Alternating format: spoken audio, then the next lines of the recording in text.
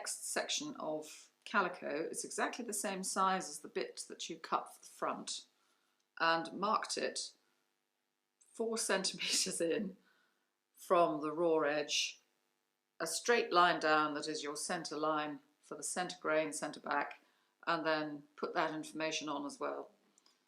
You're now going to offer that up exactly as you did for the front to the top of the back neck of the stand, lining it up down the middle of the, I'm lining it up down the middle of the ribbon, because you've got to make a mark for your centre back neck. Again, very much as you did for the front, put a pin in. Also, it's a good time to check that you've got enough fabric running along here to know that you can get it round the back of the neck and up to the shoulder line, including a seam allowance. So err on the side of more is better than less, at least to the top of the stand, if not a little bit higher, and follow it down the centre back to the across back line, put a pin in, and to the back bust line, put a pin in, and you then mark with a pencil all 3.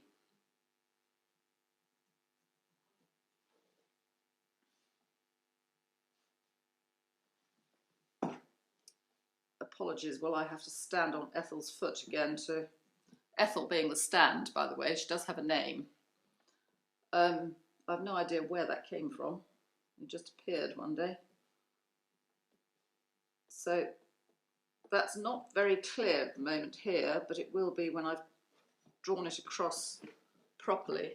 Again, just as you did the front, straight across the whole width, and that you will do on the table.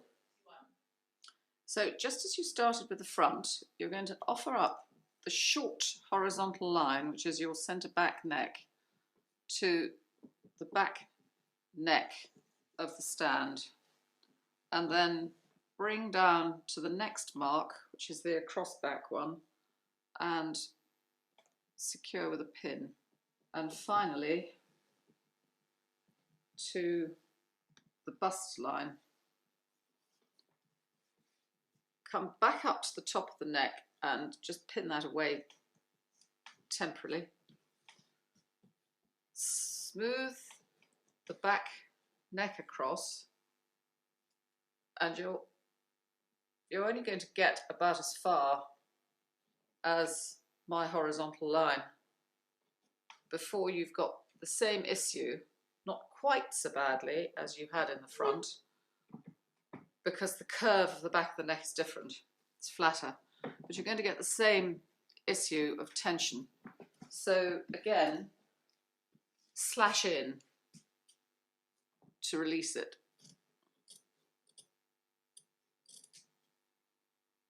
But be careful not to go too far, otherwise you won't have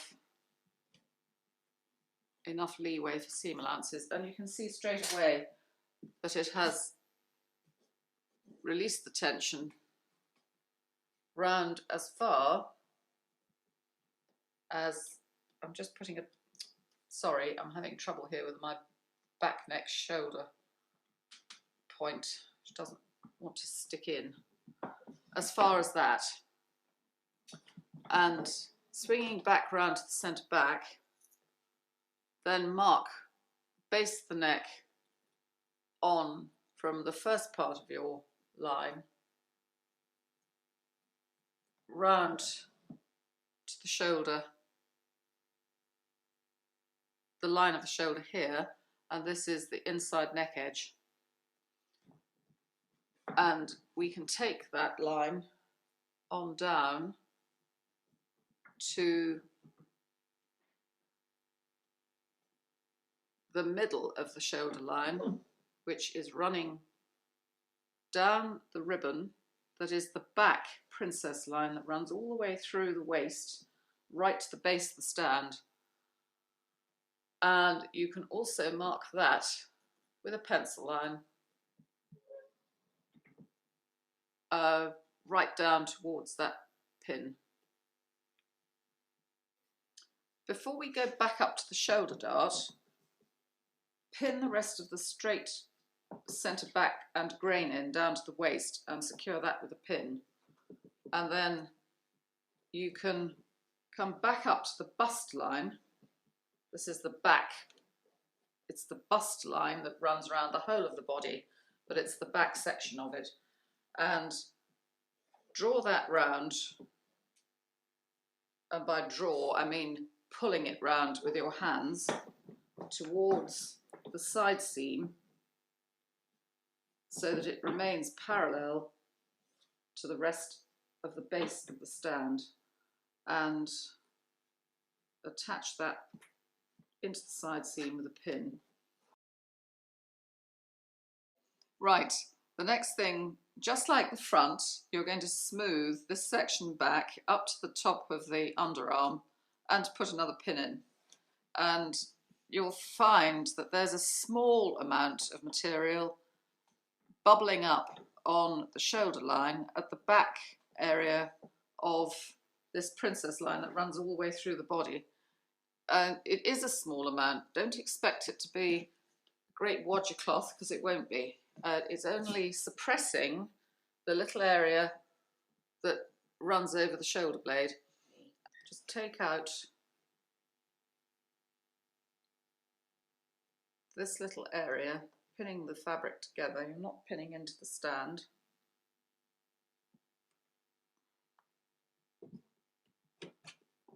Off to nothing again, and that's it. And then you will carry on marking the shoulder line down to the shoulder point to here. Mark this down to the shoulder point, and then mark either side of the shoulder dart.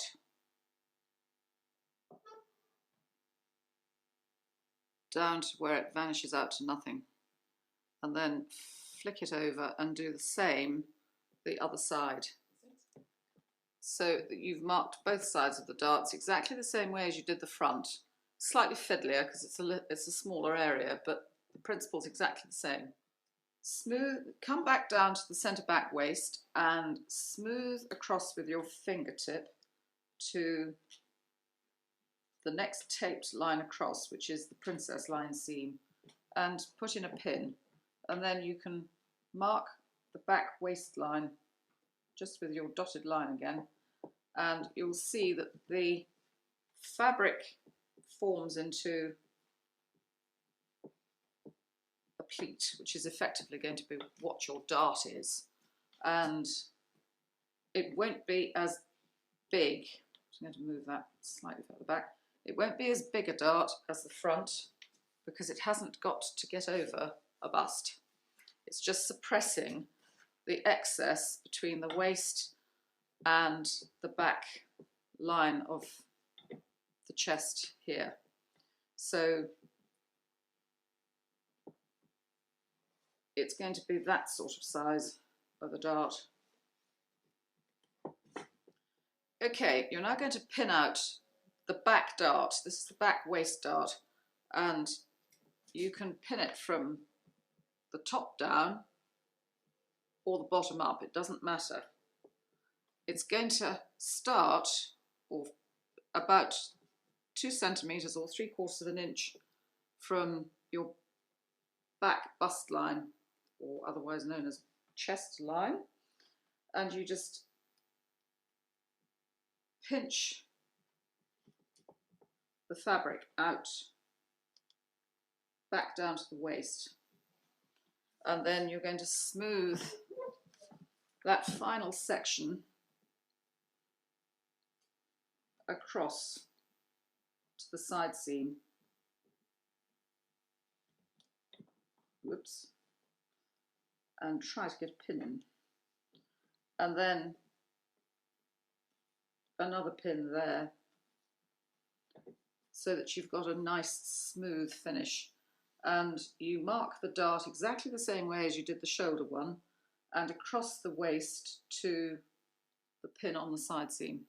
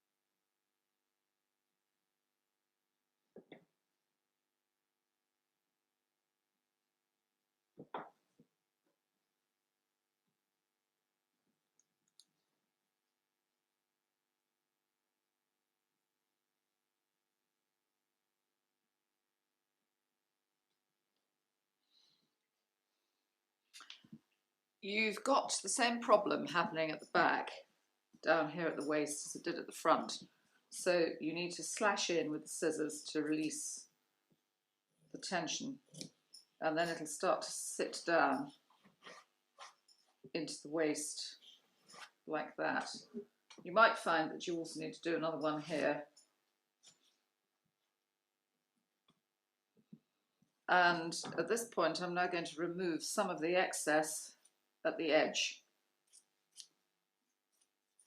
It just makes it easier to cope with when you begin to pin the side seam together and your shoulders. It's always worth having a quick look underneath the fabric to check that nothing else has flicked in the way. And take this little bit off the bottom as well. The next procedure is to unpin this pin at the front to release that section of the front bodice and push it back towards the side seam. So it's going to meet up with its other half. In fact, before you actually pin these, the first thing you've got to do is to move the pins back a bit, because you've got to have access to get your fingers in here. And the second thing that I'm going to do before pinning the side seam is mark the centre back. I've taken to keeping a pen in my ear here, so it's easier to access. I was just fishing it out. To mark the back armhole from the top shoulder point down like that.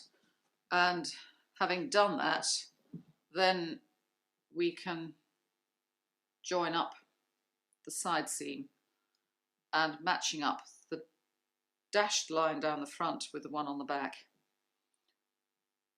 Point of reference here, because I forgot to do it, I suppose technically when I should have done it, but actually it doesn't matter as long as you check that you have marked it in at some stage before you shut your side seam with pins. So don't beat yourself up about it. If you forget to mark something as you do it, as you think you're supposed to do it, just check before you take it off the stand that everything that needs to be marked has been marked. And then from here, you can take that pin out and join it to the front side seam and do the same all the way down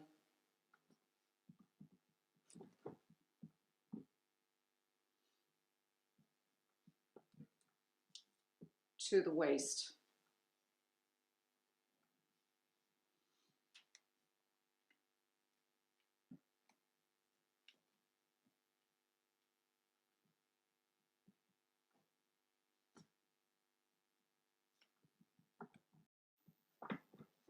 that gives you a really good shape into the waistline and a nice shaped side seam.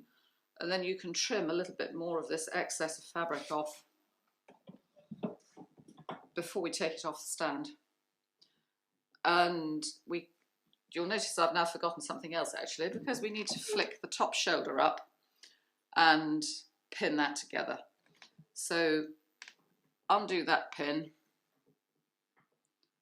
and exactly the same principle as you have done on the side seam, you pin them together from the neck edge down through the darts and out at the shoulder point, and that has now pinned away the shoulder line. So you now have a half block. You've got the front with the shoulder dart, a waist dart, and the same at the back. Okay, before you take it off the stand, check it again. Check that you've marked everything you know you should have marked, and then tidy up any bits that you may have forgotten to chop off slightly more neatly. You can trim a bit more off the side seams, and you can trim that together. You don't have to do it separately now.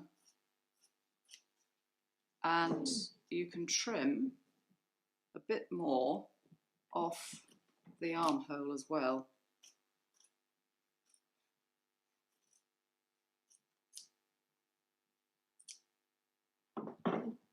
Just about all right. And again, a little bit more off the shoulder line. All of these lines, which you'll look at the moment and think, heavens, they're wonky, because these are just rough cut lines. Don't worry about them, because it's all going to be straightened up and squared off on the table. And then you can trim a bit more off the neck at this stage at the front. So you can tidy that up a little bit more.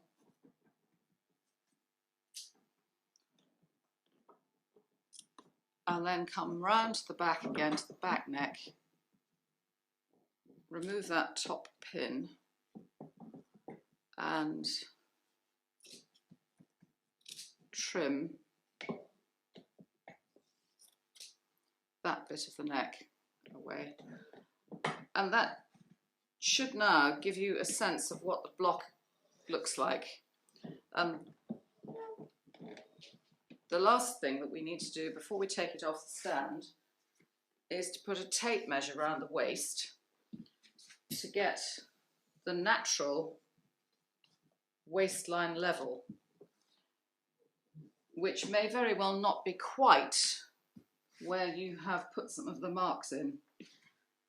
So it's a good idea if you've got pencil marks here, and you can see where the tape measure's lying here. My line is slightly lower. Use a different colour. So this brings you into having something like either a red fine felt tip or any other colour you like, really. So that's what I'm going to do, is I'll mark the new line in a different colour so you don't muddle them up. So just put a tape measure or a bit of ribbon around the waist, and where it sits is where you want your line, and just do a dashed line round the bottom of the tape measure,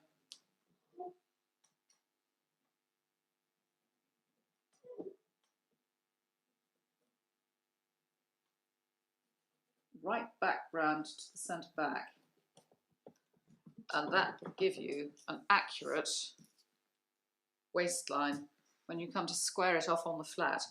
And you'll see there are a couple of little areas where my pencil line has dropped slightly too low. So, and there it's gone slightly up. So it is quite important. In fact, right through the back. It's quite a good lesson actually, this, that you can see if you leave it to what you've done effectively by eye on the stand, and then you correct it with a tape measure, you can see that there's quite a differential. It's a good quarter of an inch, about 0.6 mil, right round the back. which could make quite a difference if you're designing a waisted dress, for example. So check it, really. Which is what I say to my students all the time. Check twice, cut once, check, check, and check again. And if you do that, it'll be okay. Just take out the pins that have attached the block to the dress stand. At this stage, don't take out any pins that relate to your shoulder seam or your darts. So you just need to be careful as you go round that you only take out the ones that are relevant. And work around and work carefully, because you don't want to yank it off the stand and damage the cover underneath.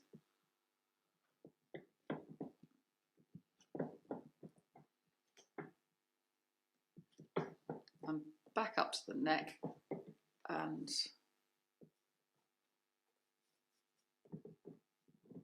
nope, there's another one here, and then that should be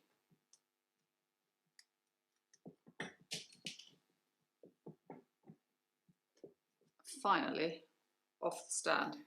And it's now ready to take over to the table to check that everything's marked up either side of darts, which I know it is because I've checked as I've gone along, but you still check again, and then I'll show you how to square it up.